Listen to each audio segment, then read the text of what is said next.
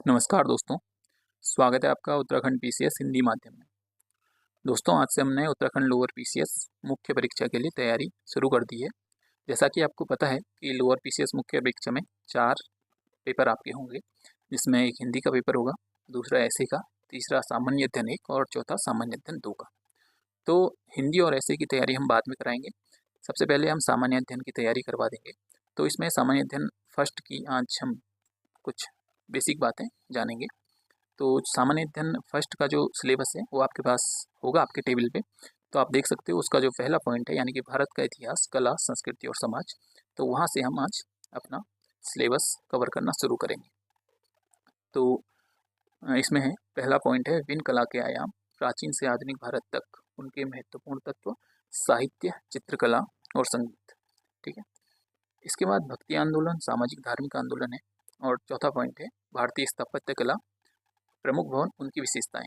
ये हमारा total art and culture का सिलेबस है इतना। तो इसमें देखो हमने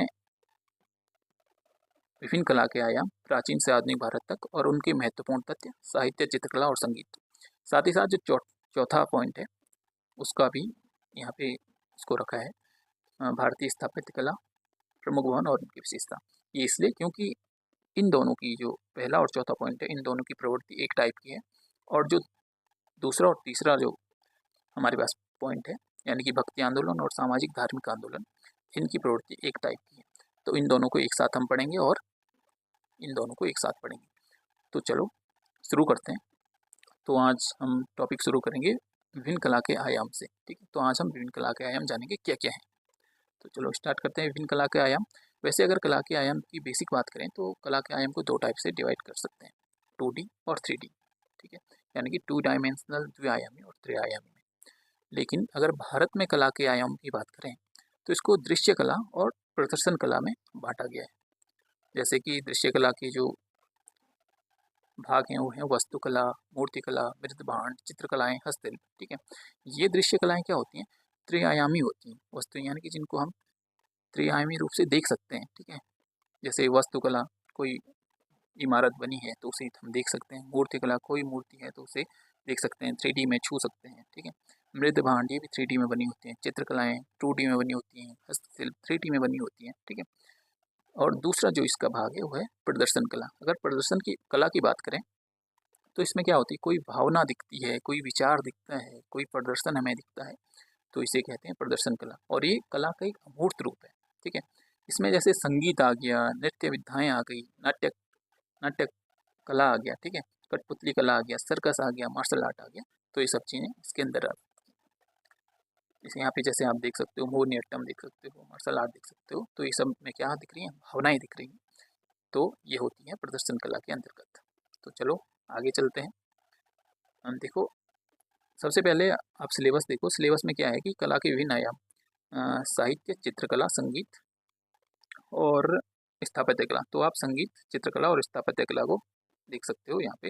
यानी कि हमने जो स्थापत्य कला है, चित्रकला है और संगीत है, उसको बहुत अच्छे से पढ़ना है। ठीक है। बहुत गहराई से पढ़ना है। और बाकी जो चीज़ें हैं, मृदभांड हो गया, हस्तशिल्प हो गया, नृत्य विधाएं होगी, नाट्य कला हो गया, कठपुतली कला हो गया, सर्कस, मार्शल आर्ट, इनका अगर हमें बेसिक भी पता होगा ना तो हम कवर कर जाएंगे, चलेगा इतना। ठीक है। तो पहले हमें जो छोटी छोटी चीज़ें हैं ना, मृदभांड हो गया, हस्तशिल्प हो गया, ठीक है, ये नाट्य विधाएं, ये सब कवर कर लेते हैं। ठीक है। तो चलो दृश्य कला को सबसे पहले कवर करते हैं। सबसे पहले मृदभांड कवर करते हैं इसमें।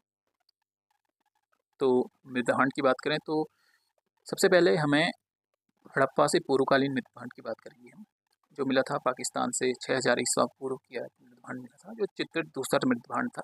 ठीक है। तो ये मृदभांड का इतिहास बहुत पुराना हमारे भारत में रहा है और ये तब का मृदभांड है। इससे ज़्यादा क्वेश्चन बनने की कोई उम्मीद है नहीं, लेकिन जो क्वेश्चन बनने की उम्मीद है वो है हड़प्पा कालीन मृदभांड से। पूछा जा सकता है कि हड़प्पा कालीन मृदभांड का जो है कैसी विशेषता थी उसकी बताइए। हो सकता है कि 25 शब्द में पूछा जाए आपको। तो आप लिख सकते हो कि ये सादे या चित्र दोनों होते थे। ठीक है। जो चित्रित होते थे उनमें ज्यामिति या पशु और पक्षियों की आकृतियाँ होती थी। ये सजावट के लिए यूज किए जाते थे, अनाज या फिर पानी भंडारण के लिए प्रयोग किए जाते थे। ठीक है। इसमें कुछ लाल, काले मृदभांड होते थे और कुछ छिद्रित मृदभांड भी होते थे जो कि सजावट के लिए यूज किए जाते थे। ठीक है। तो इस टाइप से आप इसका आंसर लिख सकते हो 25 शब्द में। कुछ महाजनपद मौर्य और मौर्योत्तरकालीन भी चित्रकलाएं मृदभांड की हैं हमारे पास, जैसे काले पॉलिशदार मृदभांड है 700 से 100 ईसा पूर्व के। ठीक है, यहाँ पे आप मृदभांड देख सकते हो। तो चलो आगे चलते हैं, आगे देखते हैं हस्तशिल्प। जो भारतीय हस्तशिल्प की बात करें तो भारतीय हस्तशिल्प विभिन्न आयामों को आप यहाँ पे देख सकते हैं, जैसे कांच से निर्मित वस्तुएं हैं, कपड़े का हस्तशिल्प है, हाथी दांत का शिल्प कला है, आभूषण या फिर धातु शिल्प हैं, लकड़ी या फिर खिलौने के शिल्प हैं। तो ये विभिन्न प्रकार से हस्तशिल्प भी बांटे हैं। तो हमें इसके बारे में इतनी नॉलेज होने की वैसी आवश्यकता है नहीं, इतना बेसिक से इसको पढ़ने की आवश्यकता है नहीं, लेकिन अगर करंट अफेयर्स में इनसे कुछ रहेगा तो ज़रूर उसे कवर किया जाएगा। ठीक है, जैसे कि अभी लकड़ी के खिलौने की बात करें या फिर खिलौने की बात करें, ये काफ़ी फेमस था, क्योंकि एक रिपोर्ट आई थी कि जो चाइना में प्लास्टिक के खिलौने बनते हैं उससे हमारे बच्चों में क्या हो रहा है कि माइक्रो प्लास्टिक उनमें आ जा रहा है। ठीक है, तो इस टाइप के अगर कुछ पॉइंट रहते हैं करंट अफेयर्स में तो उसको ज़रूर कवर किया जाएगा। लेकिन जो कपड़े का हस्तशिल्प है उसमें कलमकारी और चिकनकारी बहुत इंपॉर्टेंट है, इसके बारे में हम पढ़ेंगे। फिर भी जो कांच से निर्मित वस्तुएं हैं इनके बारे में थोड़ा बहुत मौखिक रूप से हम जान लेते हैं कि क्या क्या हैं। जैसे कांच से निर्मित वस्तुएं हैं, ठीक है, तो आपको पता होगा कि सबसे पहले जो महाभारत काल था, महाभारत में क्या हमको पता कि हमें पता चला था कि कांच का कुछ वहाँ यूज होता था। ठीक है, तो हमें महाभारत से भी ये पता चलता है। साथ ही साथ मास की जो ताम्रपाषाण कालीन हमारा स्थल है वहाँ से हमें पता चलता है कि क्या जो कांच है उसके मनके बनाए जाते थे वहाँ पे। ठीक है, तो ये कांच से निर्मित वस्तुओं से थोड़ा बहुत आप जानकारी रखें। जैसे हाथी के दांत की शिल्प कला, तो इसके बारे में आपको सबको पता होगा कि हाथी के दांत की शिल्प कला का जो है पासे बनाए जाते थे, पहले चूड़ियाँ बनाई जाती थी। साथ ही साथ जो सांची का स्तूप है वहाँ पे जो मूर्तियाँ बनी हैं वो भी हाथी के दांत से बनी हैं, बहुत अच्छी उनमें नक्काशी हुई है।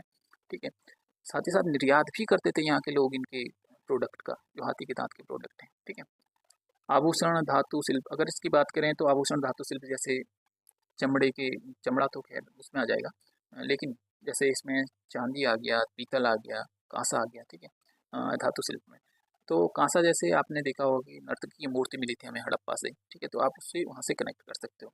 लकड़ी के खिलौने के बारे में से बात हो चुकी है आगे भी। बाकी कपड़े के हस्तशिल्प में कलमकारी और चिकनकारी महत्वपूर्ण है, तो चलो इनको एक बार देख लेते हैं। अब देखो कलमकारी होता क्या है। कलमकारी होता है कि रेशमी कपड़े पर एक कलम से जो चित्र बनाए जाते हैं वो कलमकारी है। ठीक है, अगर इसके इतिहास की बात करें तो माना जाता है कि 5000 साल पहले से भी ज़्यादा का इतिहास इसका है। ठीक है, और जो आंध्र प्रदेश, तमिलनाडु में प्रैक्टिस की जाती है, और आंध्र प्रदेश का जो कलमकारी है उसे जीआई टैग भी मिला था 2015 में।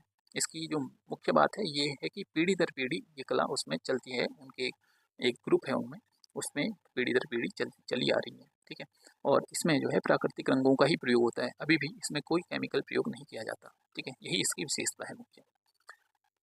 साथ ही साथ अब बात करेंगे चिकनकारी की। चिकनकारी जो है एक टाइप की कढ़ाई है, यानी कि कागज जो, यानी कि कपड़ा है जो कपड़े पे सुई धागे से कढ़ाई करते हैं, और ये फेमस है खासकर लखनऊ में। ठीक है, लखनऊ में बहुत ज़्यादा चिकनकारी फेमस है, और उसी चिकनकारी को जो है 2008 में जीआई टैग मिला था। ठीक है, यूपी की। तो यहाँ पे चिकनकारी के भी आप चित्र देख सकते हो। ठीक, तो आज हमने जो पढ़ा ये हमने पढ़ दिया निर्माण और हस्तशिल्प। अब जो कल हम पढ़ेंगे उसमें नृत्य विधाएं, नाट्यकला, कठपुतली, सर्कस, मार्शल आर्ट को पढ़ लेंगे। बाकी जो संगीत है, वास्तुकला, मूर्तिकला और चित्रकला है, इसको बहुत बेहतर तरीके से अच्छे से बिल्कुल डेप्थ में हम कवर करेंगे। ठीक है, तो आज के लिए इतना ही रखते हैं। आप ये जो लेक्चर हैं अगर आपको पसंद आते हैं तो अपने अपने दोस्तों से भी शेयर कर सकते हैं, ताकि इस चैनल की रीच बढ़े और हमको भी प्रोत्साहन मिले वीडियो बनाने का। तो थैंक यू फॉर दिस।